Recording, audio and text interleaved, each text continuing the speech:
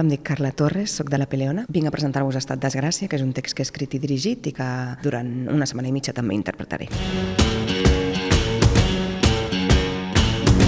Això ho hauria d'explicar la meva sòcia, Ruth Talavera, perquè és la que hizo el eslogan. En una de les lectures que vam fer va dir «Esto es una fábula mitológica», no sé, y diré que tienes que poner esbojarrada, porque si no va a parecer que somos muy serias y esto es un despropósito y un divertimento. I també és veritat que estem tractant sobre temes del sentido de la vida i tot esto, o sea que al final sí que té una cosa, un regust existencialista.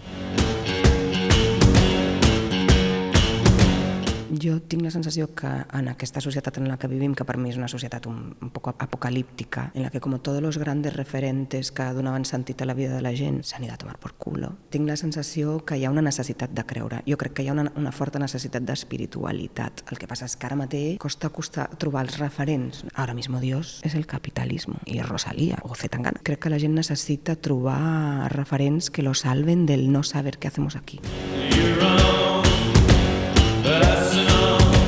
Vaig tenir com una imatge de Déu i el diable observant a Crist i Crist me l'imaginava en una azotea pensando no me'n surto amb la humanitat, esto no hay manera de salvarlo, no se enteran, me voy a tirar. Em feia com gràcia aquesta situació i que tuviéramos a un Nietzsche como mirándolo todo desde allá lejos, como sabiendo todo en realidad, ¿no? Déu i el diable són dos vells amics, una relació llarguíssima, que s'estan apostant el devenir de la humanitat encabezada por Cristo, que és el seu fill, no? I Nietzsche és este sabio que jo crec que realment ell era així, o sigui, el personatge és Zaratustra, però que no deixa de ser Nietzsche, que és algú que té com una gran clarividència d'una gran veritat de què és el que l'home podria fer per tenir la millor versió de si mateix, que al final jo crec que deu ser el que Déu també vol, ¿no? Però ningú l'escolta, és com un loco en la colina. Crist me ha quedat un poco titella, en el fons és com algú que els altres tres voldrien que fos el seu pastor.